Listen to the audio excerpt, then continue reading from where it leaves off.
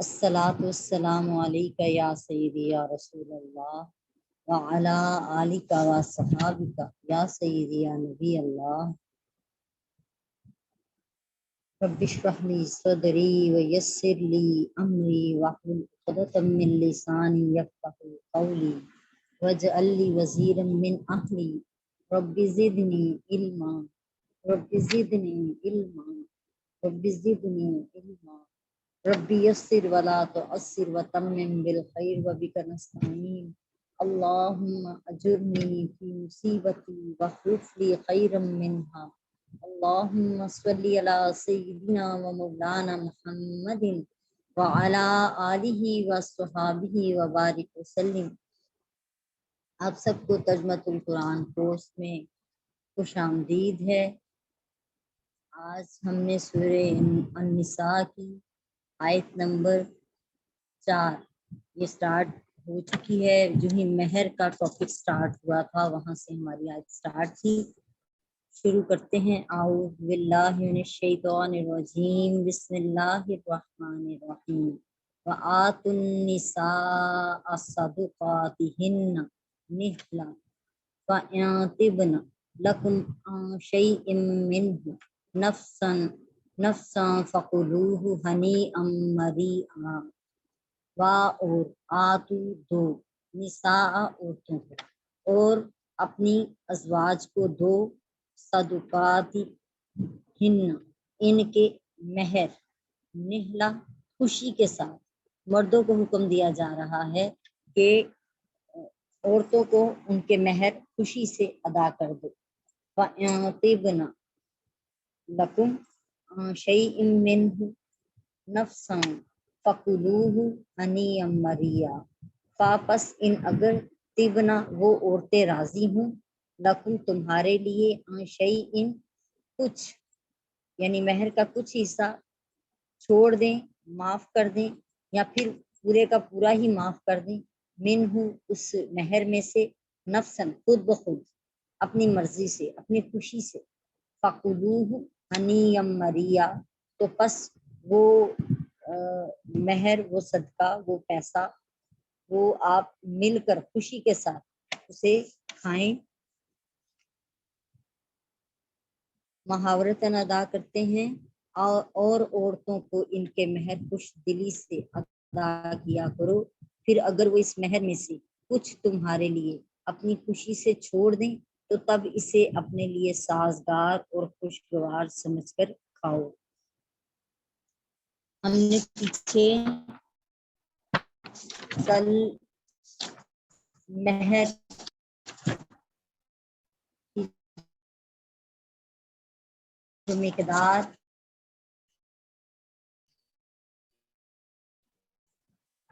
مقرر ہوئی تھی،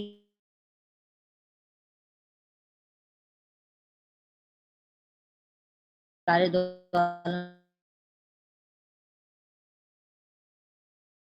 ان کے ازواج بھی ایک نمبر انہا کا مہر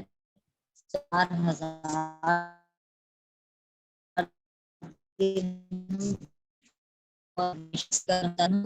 اور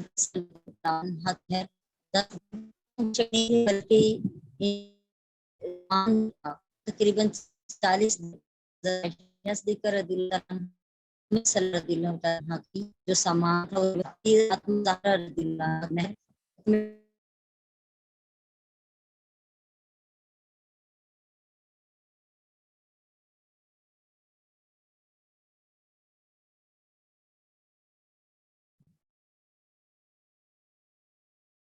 اعوذ باللہ من الشیطان الرجیم، بسم اللہ الرحمن الرحیم۔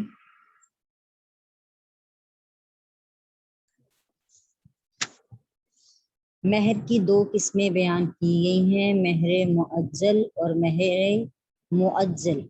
معجل جو ہے میم عین جیم لام، معجل اس مہر کو کہتے ہیں جو پہلی ہی شب زفاف یعنی کہ عمل زوجیت سے پہلے ہی اندل طلب کر لیا جائے، یعنی پہلے سے ہی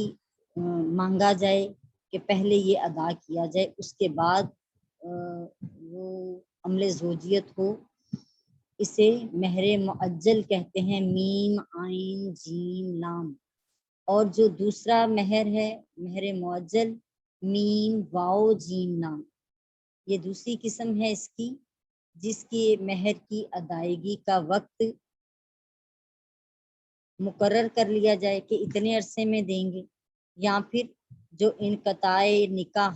یعنی طلاق کی صورت میں یا موت کی صورت میں اس کے بعد ادا کیا جائے، اسے مہر معجل کہتے ہیں، میم واو جیم لام ہے جو، کیونکہ دونوں کی پروننسیشن بہت قریب تر ہیں، صرف لکھنے میں زیادہ فرق ہے، لہٰذا اس لیے ادا کر رہی ہوں۔ اللہ تعالی ہمیں سمجھنے کی توفیق عطا فرمائے۔ ٹیلی فون کے نکاح کے بارے میں کل ہمارا ٹاپک سٹارٹ ہوا تھا۔ نکاح کے منعقد ہونے کی شرط یہ ہے کہ دو مسلمان گواہوں کے سامنے مجلس نکاح میں ایجاب و قبول کیا جائے۔ امام ابو حنیفہ، امام شافعی، امام احمد، ان سب کا، ان تینوں کا یہی مذہب ہے، اسی حوالے سے اپنی فقہ میں بیان کرتے ہیں۔ حضرت عبداللہ، جیسے کہ ہم نے کل بھی بیان کیا کہ بعض اوقات لڑکا ایک ملک میں ہے اور لڑکی دوسرے ملک میں ہوتی ہے، اور ضرورت یہ ہوتی ہے کہ لڑکی کا نکاح کر کے اس کو لڑکے کے پاس بھیج دیں۔ مثلا لڑکی پاکستان میں ہے اور لڑکا انگلینڈ میں ہے، ایسے موقع پر لوگ پوچھتے ہیں آیا ٹیلی فون پر نکاح ہو سکتا ہے یا نہیں ہو سکتا؟ اس کا جواب یہ ہے کہ چونکہ ٹیلی فون پر مجلس نکاح میں دو گواہوں کے سامنے ایجاب و قبول نہیں ہوتا، اس لیے اس کی صورت یوں ہونی چاہیے کہ خط یا ٹیلی فون کے ذریعے لڑکا کسی شخص کو اپنا وکیل مقرر کرے، اور وہ وکیل لڑکے کی طرف سے پاکستان میں مجلس نکاح میں دو گواہوں کے سامنے قبول کر لے۔ اس طرح نکاح منعقد ہو جائے گا اور لڑکی کو لڑکے کے پاس کسی محرم کے ساتھ بھیجا جا سکے گا۔ اسی جیسے کہ علامہ شمس الدین محمد بن احمد سرخسی رحمۃ اللہ علیہ بیان کرتے ہیں، اگر غائب کسی حاضر شخص کو نکاح کا وکیل بنا دے اور وہ وکیل لڑکی کا نکاح اس غائب شخص سے کر دے تو یہ نکاح صحیح ہے،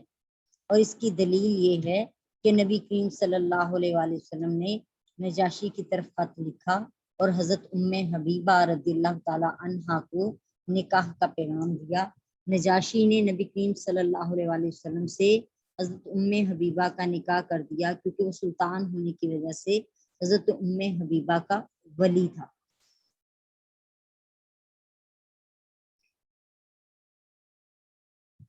اچھا جی، اس کے علاوہ بیویوں کے درمیان عدل کرنا فرض ہے۔ نئی بیوی، پرانی بیوی، کنواری بیوی، بیوہ بیوی، اس حکم میں سب برابر ہیں، جبکہ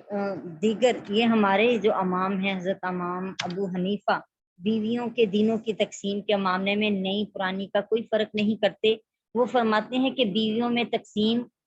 واجب ہے، اگر نئی بیوی کے ساتھ 3 دن رہے گا تو پھر باقی سب بیویوں کے ساتھ بھی اسی طرح ایک ساتھ ہی 3 دن ان کے لیے بھی ہوں گے۔ لیکن اس کے علاوہ جو 3 ائمہ اکرام ہیں وہ کہتے ہیں کہ ان کے خیال میں شب زفاف سے کے بعد نئی بیوی کا پرانی بیوی سے زیادہ حصہ ہوگا۔ اسی طرح نئی بیوی کنواری ہے تو اس کا شوہر جو اس کے ساتھ پہلے 7 دن رہے گا یا پہلے 3 دن رہے گا، اگر بیوہ ہے تو پھر پہلے 3 دن رہے گا۔ اس طرح کی ان کی ہیں، لیکن ہم اپنی بات کرتے ہیں۔ امام ابو حنیفہ رضی اللہ تعالیٰ عنہ بیان کرتے ہیں کہ بیویوں کے دنوں کی تقسیم کے معاملے میں نئی پرانی کا کوئی فرق نہیں۔ وہ فرماتے ہیں یہ ان کے درمیان بالکل عدل رہے گا، اس حوالے سے بھی چاہے وہ پہلے دن کی ہے بیوی یا پرانی بیوی ہے، سب کے لیے مساوی ہوگا معاملہ، لباس میں بھی، کھانے پینے میں بھی، رہنے کی جگہ میں بھی، بیوی کے ساتھ رات گزارنے میں بھی تمام بیویوں کے ساتھ مساوی سلوک کرنا واجب ہے، البتہ انس اور محبت پر کسی کا اختیار نہیں۔ آج کل لوگ 2 شادیاں کر لیتے ہیں، ایک بیوی کے ساتھ مستقل رہتے ہیں اور دوسری کے ساتھ نہیں رہتے، یہ عدل کے خلاف ہے، اور قرآن نے تو پہلے ہی بیان کر دیا ہے عدل نہیں کریں گے تو اس پر ان کی پکڑ ہوگی، ان کی پوچھ ہوگی، لہٰذا کہا گیا 2، اگر عدل نہیں کر سکتے تو پھر 2 کرنے کی ضرورت ہی نہیں ہے، یعنی ایک سے زیادہ پھر نہ کریں، پھر ایک پر ہی گزارا کریں۔ اس آیت سے یہ بھی معلوم ہوا کہ مہر کی مستحق عورتیں ہیں، عورتوں کے اولیاء نہیں ہیں، یعنی ان کے سرپرست نہیں ہیں۔ یہ نہیں حق بنتا کہ مہر عورت کو ملے اور وہ اس کے ماں باپ اس کو سنبھال لیں، یا اس کے جو ولی ہیں یا سرپرست ہیں وہ اس کو سنبھالیں، بلکہ وہ مہر جو ہے وہ عورت کا حق ہے۔ اس کے علاوہ یہ بھی پتہ چلا اس آیت سے کہ عورتوں کو یہ اختیار ہے کہ اگر وہ چاہیں تو اپنے شوہروں کو سارا مہر یا مہر کا کچھ حصہ ہبا کر دیں، یعنی معاف کر دیں، لیکن مہر معاف کرانے کے لیے ان کو مجبور کرنا یہ جائز نہیں ہے۔ اللہ تعالیٰ نے فرمایا ہے کہ اگر وہ خوشی سے تم کو مہر میں سے کچھ دے دیں تو اس کو مزے مزے سے کھاؤ، اس لیے ان کی خوشی کے بغیر ان سے مہر معاف کرا لینا جائز نہیں ہے۔ اللہ تعالیٰ بہتر جاننے والے ہیں۔ اعوذ باللہ من الشیطان الرجیم، بسم اللہ الرحمن الرحیم۔ آیت نمبر 5 ہے سورہ النساء کی، وَلَا تُؤْتُوا السُّفَهَاءَ أَمْوَالَكُمُ الَّتِي جَعَلَ اللَّهُ لَكُمْ قِيَامًا وَارْزُقُوهُمْ فِيهَا وَاكْسُوهُمْ وَقُولُوا لَهُمْ قَوْلًا مَّعْرُوفًا۔ اور لا نہیں تم دو سفہاء بے وقوفوں کو، یعنی جو ذہنی طور پر کمزور ہیں یا کسی چیز کے اہل نہیں ہیں، یا کوئی کمزوری ہے ان میں، سیدھا پن بہت زیادہ ہے کہ کسی عہدے کو کسی مال کو سنبھال نہیں سکتے۔ اموالکم اپنے مال، اللاتی جعل اللہ جو اللہ نے لکم جو اللہ نے تمہارے لیے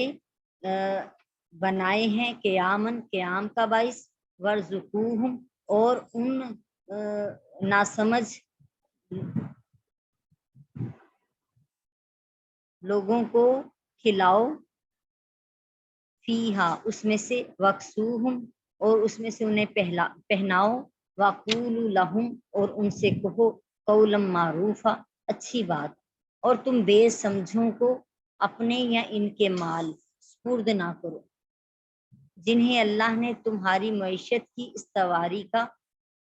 سبب بنایا ہے، ہاں انہیں اس میں سے کھلاتے رہو اور پہناتے رہو اور ان سے بھلی بات کیا کرو۔ وَابْتُلُوا الْيَتَامَىٰ حَتَّىٰ إِذَا بَلَغُوا النِّكَاحَ فَإِنْ آنَسْتُم مِّنْهُمْ رُشْدًا فَادْفَعُوا إِلَيْهِمْ أَمْوَالَهُمْ وَلَا تَأْكُلُوهَا إِسْرَافًا وَبِدَارًا أَن يَكْبَرُوا وَمَن كَانَ غَنِيًّا فَلْيَسْتَعْفِفْ وَمَن كَانَ فَقِيرًا فَلْيَأْكُلْ بِالْمَعْرُوفِ فَإِذَا دَفَعْتُمْ إِلَيْهِمْ أَمْوَالَهُمْ فَأَشْهِدُوا عَلَيْهِمْ وَكَفَىٰ بِاللَّهِ حَسِيبًا۔ وَابْتَلُوا الْيَتَامَىٰ اور پھر یتیموں کی جانچ کرو، انہیں آزماؤ، حتیٰ اذا بلغوا یہاں تک کہ جب وہ بلوغت کو پہنچ جائیں، بالغ ہو جائیں، نکاح کی عمر کو، فَإِنْ آنَسْتُم پس اگر تم محسوس کرو، منہم رشدن کہ ان کے اندر اب سمجھ بوجھ پیدا ہو چکی ہے، فَادْفَعُوا پس لوٹا دو، الیہم اموالہم ان کی طرف ان کے مال، ولا تأکلوها اور اس مال کو نہ کھاؤ، اسرافن فضول خرچی کے ساتھ، وبدارن اور جلدی جلدی، ان یکبروا کہ وہ بڑے ہو جائیں گے، اس سے پہلے پہلے ہم ان کے مال کھا جائیں، ومن کان غنیا اور جو غنی ہو، فلیستعفف اس کے لیے حکم ہے کہ وہ اس یتیم کے مال سے بچ کے رہے، ومن کان فقیرن اور جو سرپرست فقیر ہو، تنگ دست ہو، فلیأکل بالمعروف سے چاہیے کہ بس حد درجہ یعنی ضرورت کے تحت اس میں سے خرچ کرے، کھائے اس میں سے، فَإِذَا دَفَعْتُمْ إِلَيْهِمْ، پس جب تم انہیں لوٹاؤ، اموالہم ان کے مال، فَأَشْهِدُوا، پس گواہ بنا لو، علیہم اس معاملے پر، وَكَفَى بِاللَّهِ حَسِيبًا، اور اللہ تعالی حساب لینے والا کافی ہے۔ اعوذ باللہ من الشیطان الرجیم، بسم اللہ الرحمن الرحیم۔ پچھلی آیت کی طرف آتے ہیں۔ اللہ تعالیٰ ارشاد فرما رہے ہیں، اور کم عقلوں کو اپنے وہ مال نہ دو جن کو اللہ نے تمہاری گزر اوقات کا ذریعہ بنایا ہے۔ اس سے پہلی آیتوں میں اللہ تعالیٰ نے فرمایا تھا کہ یتیموں کا مال ان کے حوالے کر دو اور عورتوں کا مہر ان کے حوالے کر دو۔ اس آیت میں یہ بتایا ہے کہ یہ حکم اس وقت ہے جب یتیم یا تمہاری منکوحہ عاقل بالغ ہو، اور جب وہ عاقل بالغ نہ ہوں تو ان کے اموال کو اپنے پاس حفاظت سے رکھو، اور جب وہ بالغ ہو جائیں اور ان کی عقل پختہ ہو جائے تو ان کے اموال ان کے حوالے کر دو۔ اس آیت میں فرمایا کہ کم عقلوں کو اپنے مال نہ دو، حالانکہ مراد یہ ہے کہ کم عقلوں کو ان کے مال ان کے حوالے نہ کرو حتیٰ کہ وہ عاقل اور بالغ ہو جائیں۔ اس کا جواب یہ ہے کہ یتیم کا مال اس کے ولی اور سرپرست کی تحویل میں رہتا ہے۔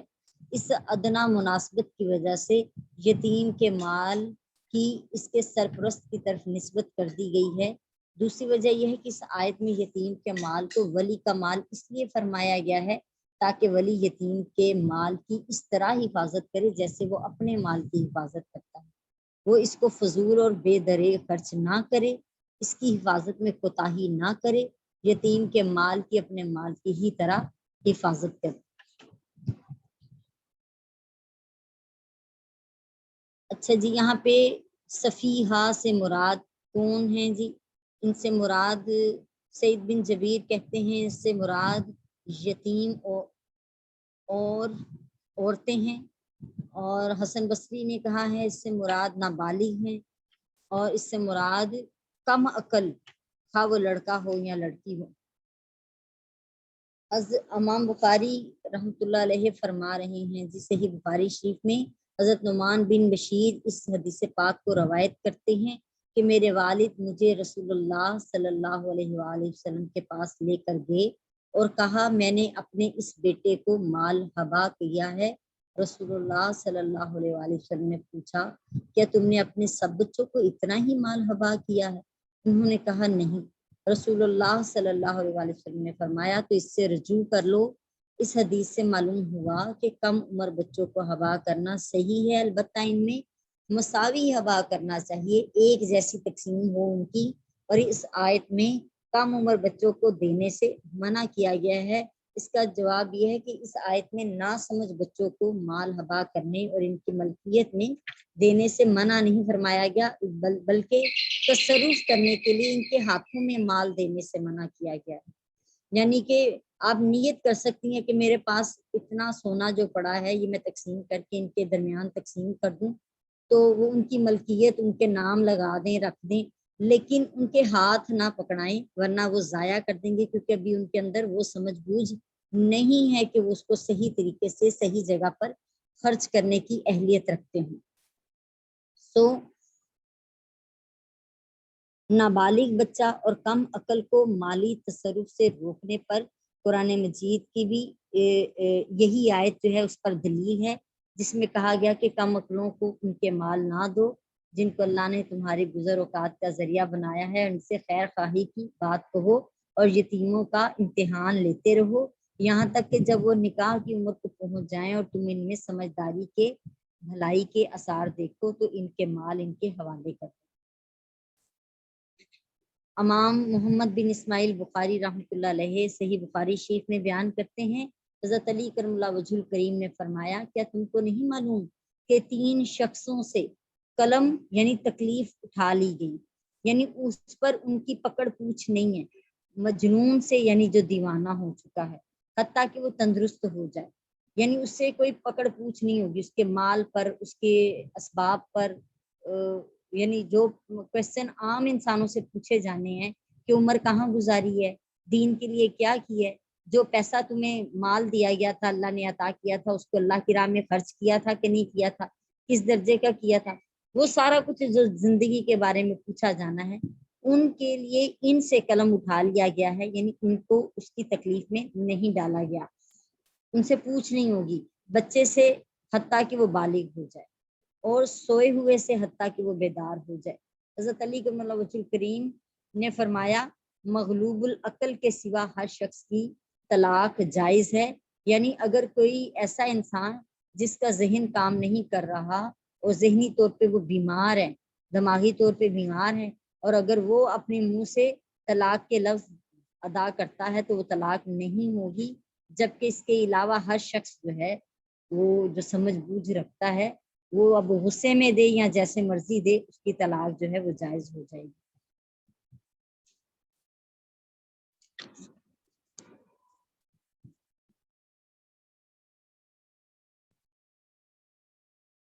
اسی طرح اس کا ایک اور بھی پوائنٹ کہا گیا ہے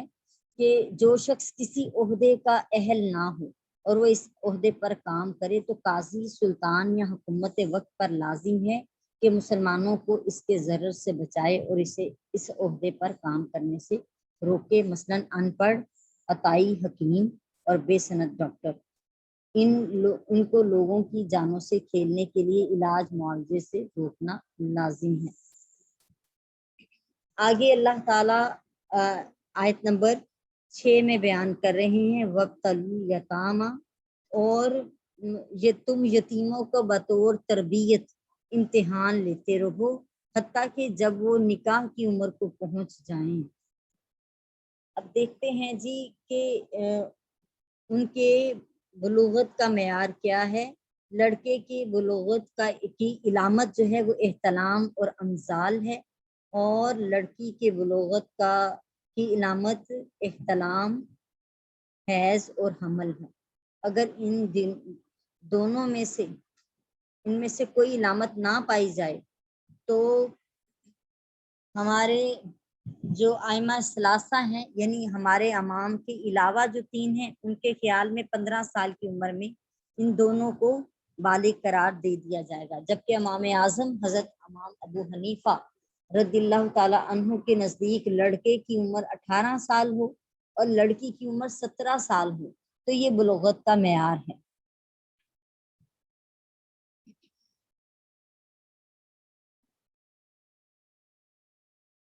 اللہ تعالیٰ ارشاد فرماتے ہیں اور یتیم کا جو ولی ان کے مال سے مستغنی ہو، یعنی امیر ہے، کھاتا پیتا ہے، وہ ان کا مال کھانے سے بچتا رہے، اور جو حاجت مند ہو وہ دستور کے موافق کھا لے۔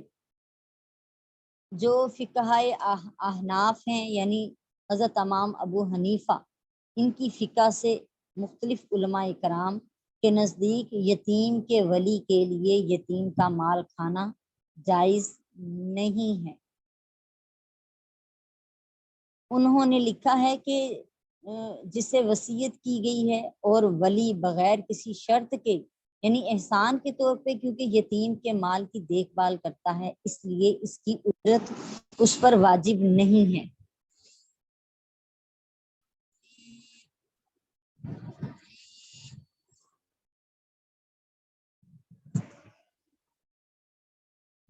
اور اس کو یتیم کے مال سے لینا جائز نہیں ہے، نہ تو بطور قرض لے سکتا ہے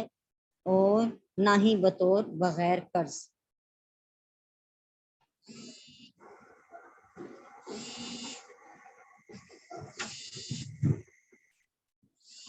حافظ اسماعیل بن عمر بن کثیر